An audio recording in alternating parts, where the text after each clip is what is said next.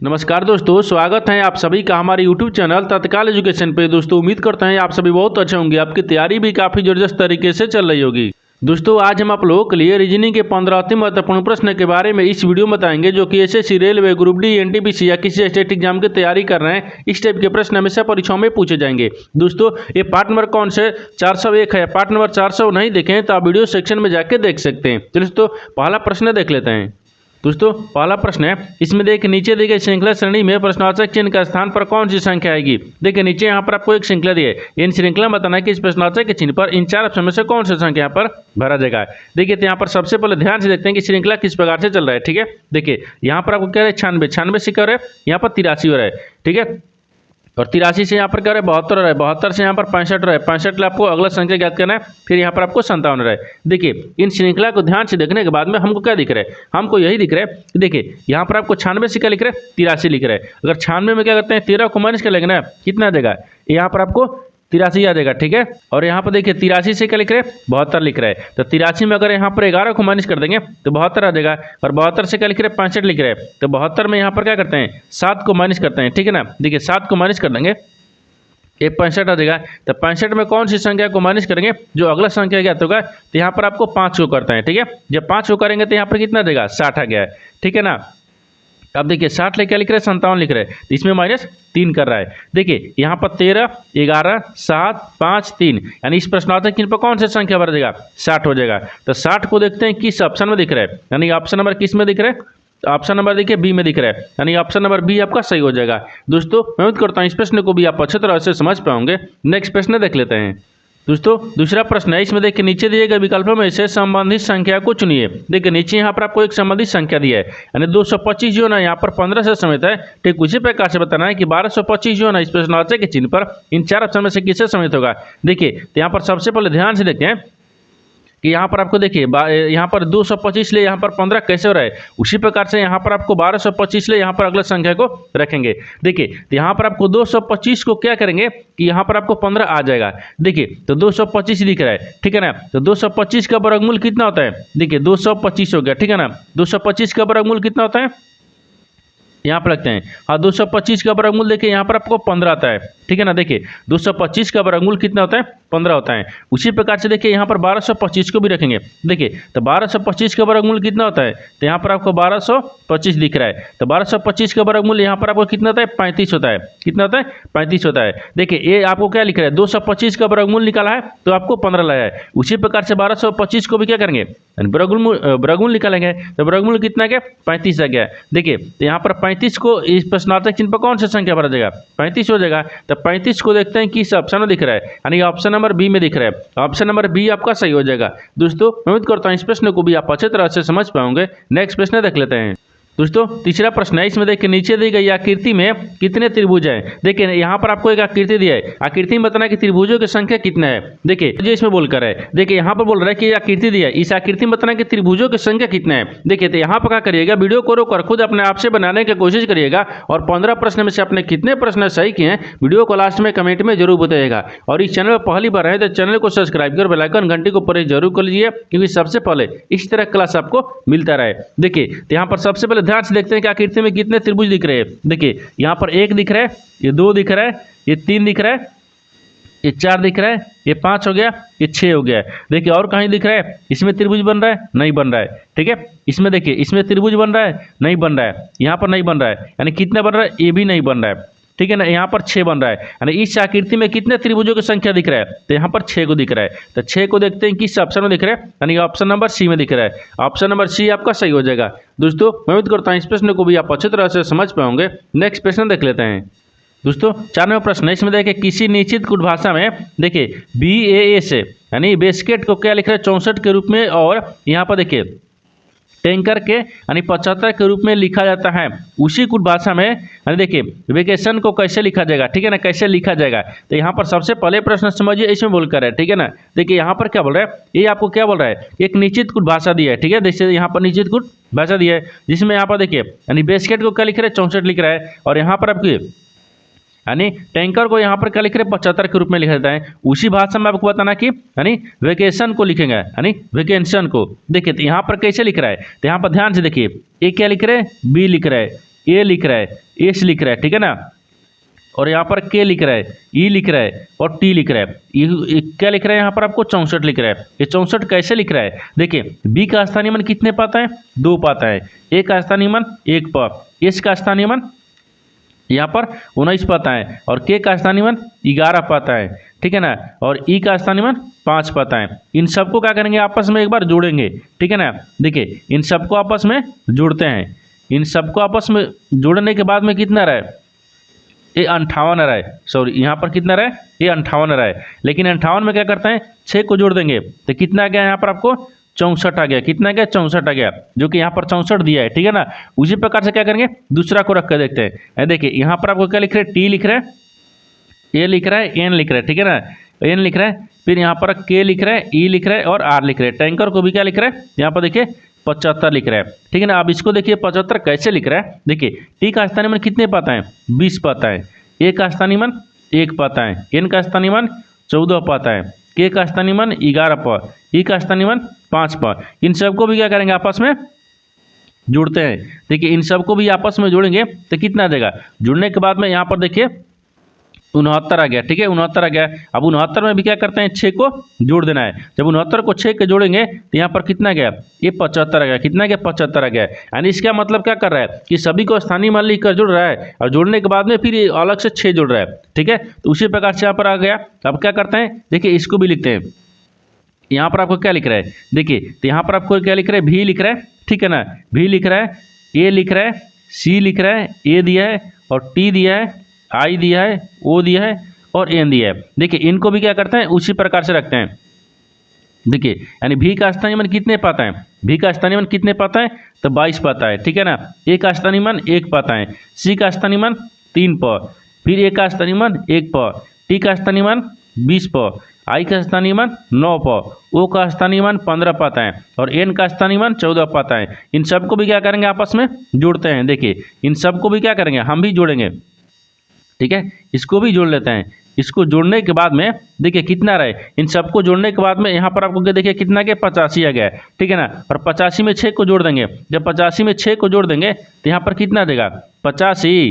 85 में 6 जोड़ना है। हाँ, तो 85 में 6 जोड़ेंगे तो यहाँ पर कितना गया? 90, 91 आ गया ना। देखिए इसमें जोड़ने के बाद में कितना गया? 91 आ गया। लेकिन देखिए 91 किसी ऑप्शन में दिया है आपको, किसी ऑप्शन में 91 नहीं दिया है। यानी इसका मतलब कि इस तरह से सोल्व नहीं किया जा सकता है। देखिए इसमें क्या दिख रहा है? इसमें देखिए ध्यान से, यहाँ पर आपको क्या दिख रहा है? इसमें जितने अक्षर दिख रहे हैं ना उतना ही आपको इसमें जोड़ा हुआ है, ठीक है। अब देखिए इसमें भी 6 अक्षर है, इसमें भी आपको 6 जोड़ा था, ठीक है ना। इन दोनों में क्या था? ये 6 अक्षर था। देखिए 1 2 3 4 5 6, तो यहाँ पर सबको स्थानीय मान जोड़कर और 6 जोड़ दिया था, ठीक है ना। उसी प्रकार से देखिए यहाँ पर 1 2 3 4 5 6 स्थानीय 6 को अक्षर है तो 6 को स्थानीय मान लिखकर और जोड़ रहा है, ठीक है। तब आपको 75 और यहाँ पर आपको 64 ला रहा है, ठीक है। उसी प्रकार से हम यहाँ को देखते हैं कि इसमें कितना अक्षर दिया है। देखिए यहाँ पर 1 2 3 4 5 6 7 8, 8 को ना दिया है तो यहाँ पर 8 को जोड़ेंगे, क्योंकि देखिए जितने अक्षर दिया है उतना ही से जोड़ा है। लेकिन हमको भी क्या करेंगे? इसमें भी आपको जितना अक्षर दिए उतना जोड़ेंगे। इसको जोड़ लेंगे तो कितना देगा? तो 93 आ जाएगा। कितना क्या? 93 आ गया। तो देखिए 93 देखते हैं किस ऑप्शन में दिया है। यानी 93 ऑप्शन नंबर हाँ सी में दिया है, यानी ऑप्शन नंबर सी आपका सही हो जाएगा। दोस्तों मैं उम्मीद करता हूँ इस प्रश्न को भी आप अच्छी तरह से समझ पाओगे। नेक्स्ट प्रश्न देख लेते हैं। दोस्तों 5 नंबर प्रश्न है। इसमें देखिए नीना, यानी देखिए नीना सुबह सूर्य की विपरीत दिशा में साइकिल चलाना देखिए चलानी, ठीक है, शुरू करती हैं। फिर वह बाईं ओर मुड़ती हैं और 1 किलोमीटर की दूरी तय करने के बाद यानी फिर से बाईं ओर मुड़ जाती हैं, ठीक है, मुड़ती हैं। तो अब वह किस दिशा में यानी देखिए सन्मुख चल रही है। देखिए यहाँ पर सबसे पहले प्रश्न समझिए इसमें बोलकर है, ठीक है ना। देखिए यहाँ पर क्या बोल रहा है? एक नीना है जो कि यहाँ पर सुबह की ओर, देखिए सुबह सूर्य की ओर, देखिए सूर्य की विपरीत दिशा में साइकिल चलानी शुरू करती हैं। यानी इसका मतलब कि सबसे पहले एक डायग्राम को बनाते हैं। देखिए ये पूर्व होता है, ठीक है ना, यहाँ पर आपको पश्चिम होता है, ये ऊपर में उत्तर होता है, नीचे दक्षिण होता है। लेकिन नीना जो है ना वो सुबह सूर्य के विपरीत, यानी सूर्य किधर होते हैं? पूर्व की तरफ होते हैं, इसका विपरीत चल रही है, इसका विपरीत हो गया, ठीक है। तो मान लीजिए यहाँ से चलती है वो, ठीक है ना, यहाँ से प्रारंभिक स्थान रखते हैं, ठीक है। सूर्य के विपरीत है। देखिए तो सूर्य इधर चलेंगे क्योंकि पूर्व आपको इधर दिया है, हम चलेंगे इधर। लेकिन यहाँ पर क्या बोल रहा है? सूर्य का विपरीत चल रहा है। तो सूर्य का विपरीत किधर हो गया? तो सूर्य का विपरीत यहाँ नहीं पश्चिम की तरफ चलेंगे, ठीक है, पश्चिम की तरफ चल रहा है। ठीक है ना। देखिए साइकिल चलाना शुरू करती हैं, फिर वह बाईं ओर मुड़ती हैं और 1 किलोमीटर, देखिए बाईं ओर मुड़ती हैं किधर, नीचे की तरफ, बाईं ओर नीचे ना चलेंगे क्योंकि ऊपर तो दाहिने हो जाएगा, ठीक है ना। बाईं ओर मुड़ती हैं और 1 किलोमीटर, ठीक है, 1 किलोमीटर की दूरी तय करे, ठीक है ना। देखिए दूरी तय करने के बाद वह फिर से बाईं ओर मुड़ती हैं। यहाँ पर 1 किलोमीटर दूरी तय कर लिए, फिर से बाईं मुड़ती हैं, ठीक है ना। यहाँ पर देखिए फिर से बाईं मुड़ती हैं, ठीक है। और वो अब बोल रहा है कि अब वह किस दिशा के सन्मुख चल रही है। अब बताना है कि किस दिशा में चल रही है। देखिए तो अब ये किस दिशा में चल रही है, यानी इधर चल रही है, यानी किधर चल रही है, तो पूर्व की तरफ चल रही है ना। ये क्या हो जाएगा, पूर्व की तरफ चल रही है, क्योंकि देखिए यहाँ से वो पश्चिम चला, विपरीत चला, ठीक है ना, सूर्य के यानी पूर्व के विपरीत चला पश्चिम, ये फिर 1 किलोमीटर बाईं मुड़ी, ठीक है ना। फिर यहाँ पर क्या करिए, फिर बाईं मुड़ी, तो अब किधर चल रही है, वो पूर्व की तरफ चल रही है, क्योंकि देखिए पूर्व आपको इधर दिख रहा है, ठीक है ना, पूर्व की तरफ। तो पूर्व को देखते हैं किस ऑप्शन में दिख रहा है, यानी ऑप्शन नंबर यहाँ पर आपको डी में दिख रहा है। ऑप्शन नंबर डी आपका सही हो जाएगा। दोस्तों मैं उम्मीद करता हूँ इस प्रश्न को भी आप अच्छी तरह से समझ पाओगे। नेक्स्ट प्रश्न देख लेते हैं। दोस्तों 6 नंबर प्रश्न है, इसमें देखिए राम अनिल, ठीक है, अनिल का भाई हैं और यहाँ पर गोपाल, देखिए बोल रहा है कि गोपाल का पुत्र है, ठीक है ना। अनिला गोपाल की पत्नी है, देखिए नंदू गोपाल से पिता, ठीक है, गोपाल के पिता अनिल का नंदू से क्या संबंध है।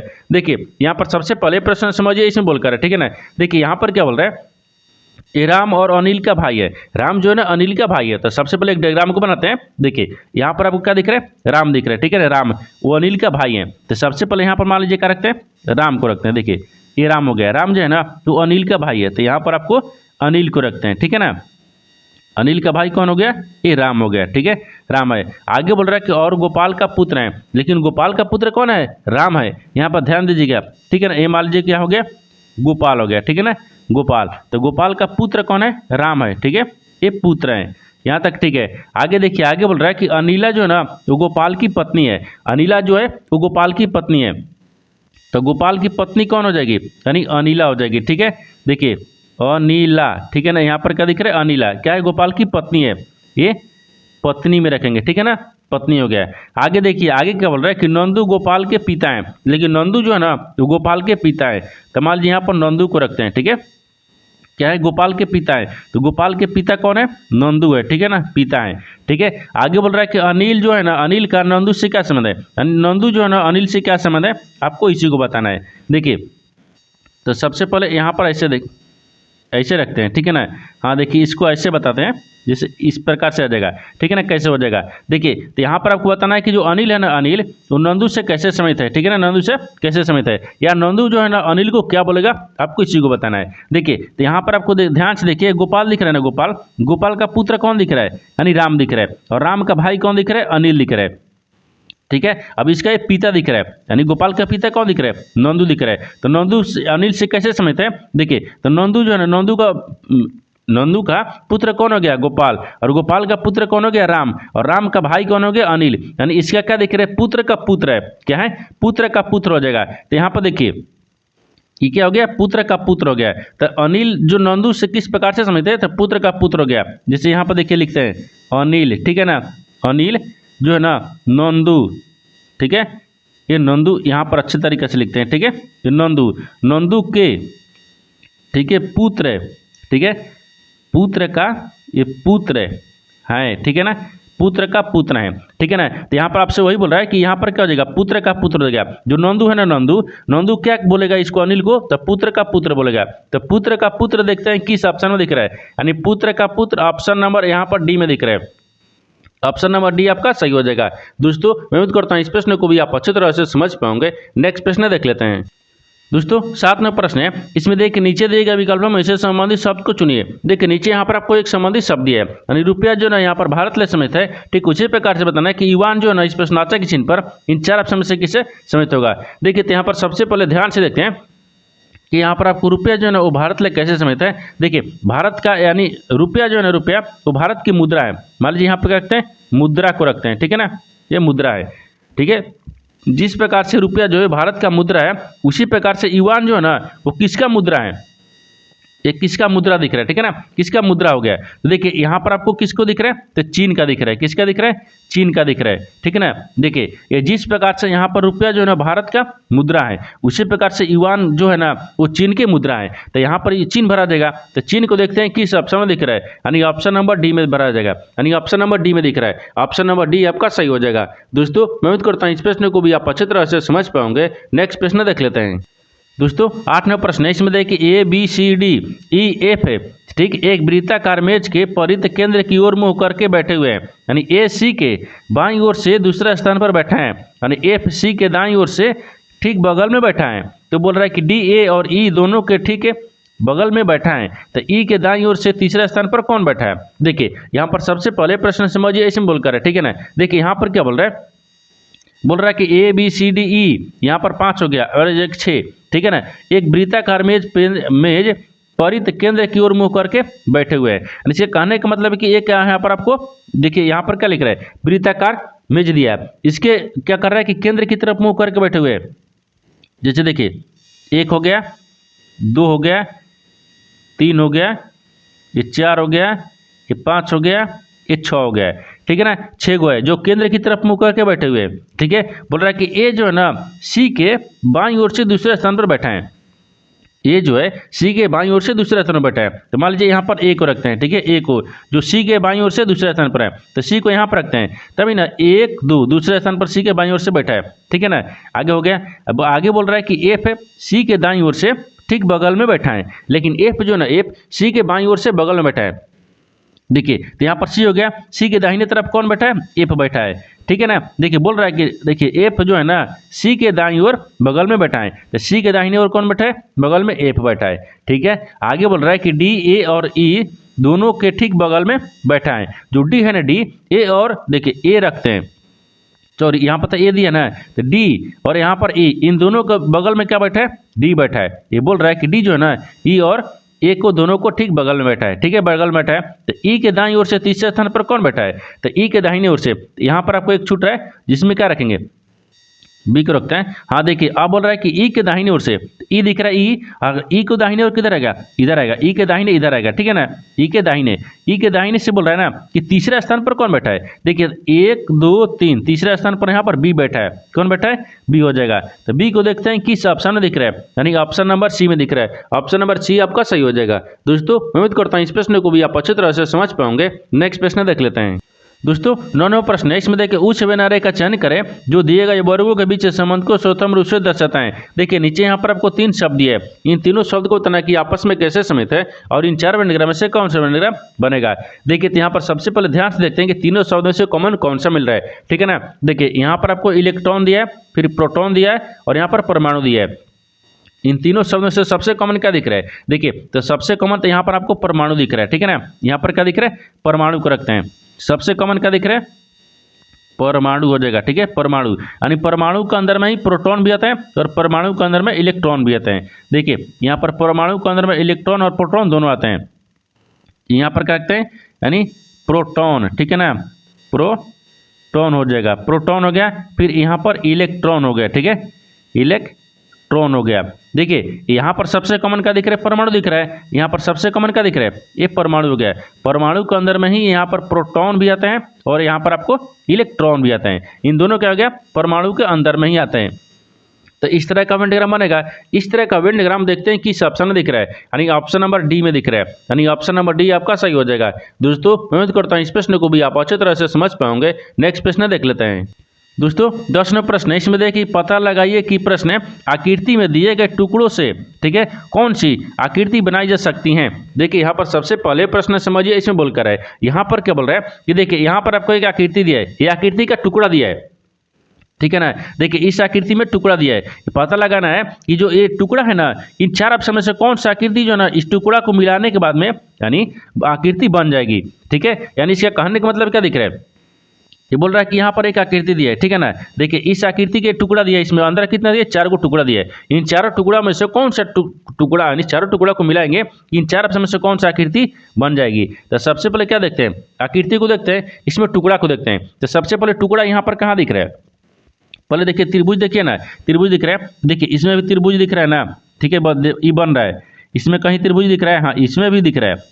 इसमें दिख रहा है? हाँ, इसमें भी दिख रहा है त्रिभुज। ठीक है, इसमें दिख रहा है? नहीं, इसमें नहीं दिख रहा है। ये तो संभावना ही नहीं है, बनेगा नहीं। ठीक है, तीनों में दिख रहा है। ठीक है ना, ये तो नहीं बनेगा, तीनों में दिख रहा है। ठीक है, आगे तीनों के बाद में फिर यहाँ पर क्या देखते हैं? तीनों के बाद में, हाँ देखिए इस तरह का, देखिए किस में दिख रहा है? इस तरह का आकृति है ना, देखिए इसमें बन रहा है, ये नहीं बन रहा है, ये टेढ़ा हो गया, थोड़ा सा टेढ़ा हो जा रहा है, लेकिन सेम आकृति है लेकिन टेढ़ा हो गया है। इसका मतलब कि भी नहीं बनेगा। ठीक है, पहला भी नहीं बनेगा। देखिए अब दूसरा और तीसरा में देखना, ध्यान से देखना है। ठीक है ना, देखिए तीसरा और इसमें देखते हैं। ठीक है, क्योंकि ये भी नहीं बन रहा है, ये भी नहीं बन रहा है। आगे देखिए, आप दूसरा को ध्यान से देखते हैं। दूसरा में देखिए ना, दूसरा में देखिए एक त्रिभुज बन रहा है ना, देखिए यहाँ पर आपको एक त्रिभुज बन रहा है। ठीक है, त्रिभुज हो गया है। देखिए इस तरह की जो आकृति है ना, देखिए यहाँ पर आपको दिया हुआ है, यहाँ पर आपको आकृति देखिए सेम आकृति दिया है। देखिए ये सेम आकृति यहाँ पर दिया हुआ है ना, ये आपको सेम आकृति दिया है। ठीक है, अब इसके बाद में क्या दिख रहा है? इसके बाद वहाँ देखिए ई वाला आकृति ना, देखिए यहाँ पर आपको सेम आकृति दिया है, ये ऐसे दिया है। ठीक है, अब ई आकृति जो है आपको देखिए इसमें भी दिया है, यानी देखिए इसमें भी दिख रहा है, यानी इस तरह का आकृति। देखिए ये जो चारों आकृति है ना, इन चारों आकृति से मिलाकर कौन सा आकृति बनाए जा सकते हैं? तो ऑप्शन नंबर यहाँ पर आपको बी में दिया है। किसमें दिया है? बी में दिया है, यानी ऑप्शन नंबर बी आपका सही हो जाएगा। दोस्तों मैं उम्मीद करता हूँ इस प्रश्न को भी आप अच्छी तरह से समझ पाएंगे। नेक्स्ट प्रश्न देख लेते हैं। दोस्तों 11वां प्रश्न है, इसमें देखिए यदि देखिए गुना का मतलब जोड़ है, यानी भागा का मतलब घटा है, और प्लस का मतलब क्या दिख रहा है? गुणा दिख रहा है, और माइनस का मतलब विभाजन है, तो यहाँ पर एक समीकरण है, समीकरण का मान ज्ञात करना है। देखिए यहाँ पर सबसे पहले क्या करते हैं? प्रश्न को समझते हैं, इसमें बोल कर है। देखिए यहाँ पर क्या बोल रहा है ना, ये बोल रहा है कि यहाँ पर समीकरण दिए, इन समीकरण को चिन्ह बदलने के बाद में समीकरण को सहज बनाना है। तो सबसे पहले क्या करते हैं? चिन्ह को बदलते हैं। देखिए बोल रहा है कि गुना का मतलब क्या है? जोड़ है, तो गुना कहाँ दिया है? इसके जगह पर दिया है। इसके जब मतलब क्या है? जोड़ है, तो जोड़ रखेंगे।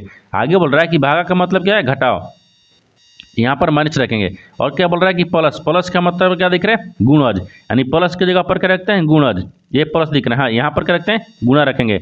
आगे दिया है कि माइनस का मतलब क्या है? विभाजन, यानी माइनस की जगह पर भागा रखते हैं। ठीक है ना, तो अब समीकरण को सोल्व करेंगे।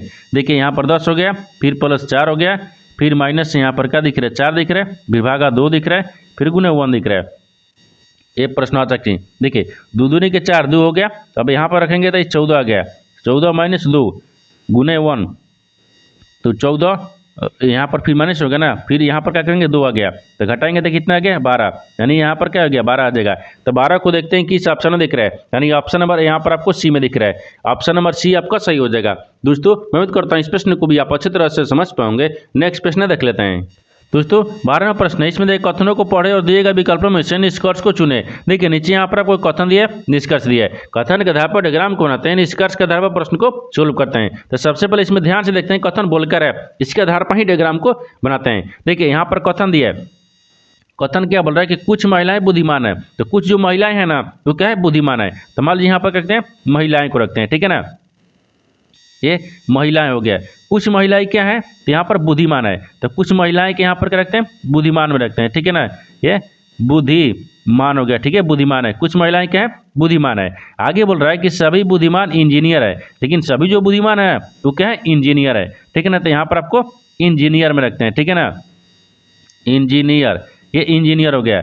आगे क्या दिख रहा है? ये तो कथन बोल रहा है, कथन के आधार पर डायग्राम को बना दिए, लेकिन निष्कर्ष क्या बोल रहा है? इसके आधार पर ही प्रश्न को सोल्व करेंगे। देखिए तो यहाँ पर आपको निष्कर्ष में क्या दिख रहा है? निष्कर्ष में दिखा रहा है कि देखिए पहला में क्या दिख रहा है? कुछ महिलाएं इंजीनियर हैं। हाँ, कुछ महिलाएं जो है ना इंजीनियर हैं, क्योंकि देखिए एक महिलाएं हैं और ये इंजीनियर है, तो कुछ महिलाएं इंजीनियर दिख रही है, इसका मतलब ये सही बोल रहा है। दूसरा देखिए, दूसरा बोल रहा है कि सभी इंजीनियर बुद्धिमान है। जो सभी इंजीनियर है ना तो क्या है? बुद्धिमान है। जो सभी इंजीनियर है क्या बुद्धिमान के अंदर में है? नहीं, सभी बुद्धिमान जो है ना इंजीनियर के अंदर में है। ये बोल रहा है कि नहीं, सभी इंजीनियर को बुद्धिमान में रखिए, ये गलत बोल रहा है। क्या बोल रहा है? गलत बोल रहा है। तो यहाँ पर देखते हैं कि कौन सा ऑप्शन सही हो रहा है, यानी एक आपको सही बोल रहा है, यानी ऑप्शन सी दिख रहा है ना, नहीं दूसरा दिख रहा है। तब यहाँ पर आपको बी दिख रहा है, यानी केवल निष्कर्ष 1 पालन करता है, यानी ऑप्शन नंबर यहाँ पर बी सही हो जाएगा। दोस्तों मैं उम्मीद करता हूँ इस प्रश्न को भी आप अच्छे तरह से समझ पाओगे। नेक्स्ट प्रश्न देख लेते हैं। दोस्तों 13वां प्रश्न है, इसमें देखिए 1470 की राशि अनंत और मोहन के बीच 3 अनुपात देखिए 4 के अनुपात में बांटी जाती हैं, तो मोहन को कितनी राशि प्राप्त हुई। देखिए यहाँ पर सबसे पहले प्रश्न समझिए, इसमें बोलकर है देखिए यहाँ पर क्या बोल रहा है कि 1470 रुपये है, ठीक है ना, जिसके क्या बोल रहा है कि अनंत और मोहन के बीच में बांटना है। कितने बांटना है, देखिए 3 अनुपात 4 के अनुपात में बांट देना है, ठीक है ना, बांटा जाती है। तो बोल रहा है कि मोहन का हिस्सा कितना मिलेगा, यानी मोहन को राशि कितना मिल रहा है आपको इसी को बताना है। देखिए तो सबसे पहले देखते हैं कि इसमें कितना दिख रहा है, ये 1400 ना, हाँ 1400 यहाँ पर 70 दिख रहा है। देखिए ये 1470 रुपये मिल रहा है, ठीक है, ये 1470 रुपये है। इसको हमको 2 आदमी को बांटना है। देखिए तो यहाँ पर हम 2 आदमी को बांटते हैं, कौन सा, देखिए यहाँ पर अनंत को बांटना है, अनंत, देखिए यहाँ पर अनंत को भी बांटना है और यहाँ पर मोहन को भी बांटना है, ठीक है ना, ये मोहन हो गया है, जो कि यहाँ पर अनुपात इन दोनों का दिया है। देखिए 3 अनुपात अनंत को दिया है और यहाँ पर अनुपात में कितना दिया, 4 अनुपात मोहन को दिया है, ठीक है। आगे देखिए अब इसमें क्या बोल रहा है, इसमें बोल रहा है ना कि देखिए मोहन की राशि कितनी होगी प्राप्त होगी। देखिए यहाँ पर आपको मोहन का राशि कितना दिख रहा है, 4 दिख रहा है, ठीक है ना, तो यहाँ पर 4 हो गया, तो 4 x रखते हैं और 4 रखते हैं, जो भी रखिए, मान लीजिए 4 रखिए ना, यहाँ पर 4 को रखते हैं। अब इन दोनों अनुपात को जोड़ते हैं तो 4 3 कितना आ गया, 7 आ गया। अब इन देखिए ये कितना है, तो ये 1470 दिख रहा है, ये 1470 को रखेंगे। अब देखिए 7 को क्या करते हैं, भाग कर देंगे। जब 7 में भाग करेंगे तो 7 दूनी के 14 और 7 एक मत में 210 आ गया, ठीक है ना। ये कितना होगा, आप गुना कर देंगे, 4 दूनी के 8, जब 4 दूनी के यहाँ पर 8 कर देंगे और 10 चौके 40 हो गया, यहाँ पर कितना आ गया, 40। देखिए इतना रुपये आ जाएगा, यानी आपसे वही पूछा है कि मोहन को कितनी राशि प्राप्त हुई, यहाँ पर 840 रुपया। तो 840 रुपया देखते हैं किस ऑप्शन में दिख रहा है, तो ऑप्शन नंबर यहाँ पर डी में दिख रहा है, यानी ऑप्शन नंबर डी आपका सही हो जाएगा। दोस्तों मैं उम्मीद करता हूँ इस प्रश्न को भी आप अच्छे तरह से समझ पाओगे। नेक्स्ट प्रश्न देख लेते हैं। दोस्तों 14वां प्रश्न है, इसमें देखिए 2 संख्याओं का लघुत्तम समपवर्तक यानी 721 है और उन संख्याओं का अनुपात यानी 1:7 है, ठीक है। तो संख्याओं का योग ज्ञात कीजिए। देखिए यहाँ पर सबसे पहले प्रश्न समझिए, इसमें बोलकर है, ठीक है ना। देखिए यहाँ पर क्या बोल रहा है, ये बोल रहा है कि 2 संख्याओं का लघुत्तम समपवर्तक कितना दिया है, 721 दिया है और उन संख्याओं का अनुपात भी दिया है, 1:7 भी दिया है। तो उन संख्याओं का योगफल ज्ञात करना है, ठीक है ना। देखिए तो सबसे पहले क्या देखते हैं, यहाँ पर क्या दिख रहा है, यानी x दिख रहा है और यहाँ पर क्या दिया है, 7x दिया है, 2 को अनुपात दिया है ना। देखिए 1 और 7x ये दोनों अनुपात दिया है, ठीक है ना। आगे देखिए आप संख्याओं का लसा निकालेंगे, तो संख्याओं का लसा कितना देगा, 7 आ गया, संख्या का लसा ही 7 आ गया, तो 7x रखेंगे और बराबर में कितना गया, 721 दिया है। तो यहाँ पर क्या रखते हैं, यहाँ पर x बराबर कितना गया, तो 7 एक मत में 17 के 21, हाँ 7 एक मत में 17 के 21, इसको काट दिए, कितना गया, 103 आ गया, 103 आ गया, x बराबर 103 आ गया। तो आपसे क्या बोल रहे हैं, संख्याओं का योगफल ज्ञात करना है। देखिए यहाँ पर संख्याओं, ठीक है ना, ये संख्याओं का योगफल, ठीक है, योग नहीं, संख्याओं का योग ज्ञात करते हैं। देखिए तो x हो गया और x प्लस कितना दिख रहा है, 7, तो x का मान कितना गया, 103 आ गया, फिर प्लस में 7 हो गया और गुना करते हैं ना, हाँ 103 से गुना कर लेंगे।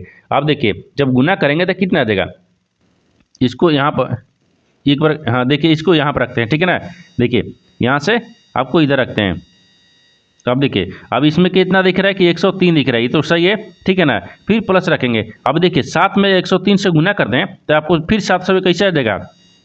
अब इसको आपस में जोड़ेंगे तो कितना देगा, तो यहाँ पर जोड़ने के बाद में ये 800 कितना आ गया, 24 आ गया, कितना आ गया, 824 आ गया। तो आपसे वही बोला कि देखिए 2 संख्याओं का योगफल ज्ञात कीजिए, तो दोनों संख्याओं का योगफल, तो संख्याओं का योगफल कितना गया, यानी 824 आ गया। तो 824 को देखते हैं किस ऑप्शन में दिख रहा है, यानी ऑप्शन नंबर किस में दिख रहा है, तो ऑप्शन नंबर डी में दिख रहा है, यानी ऑप्शन नंबर डी आपका सही हो जाएगा। दोस्तों मैं उम्मीद करता हूँ इस प्रश्न को भी आप अच्छी तरह से समझ पाओगे। नेक्स्ट प्रश्न देख लेते हैं।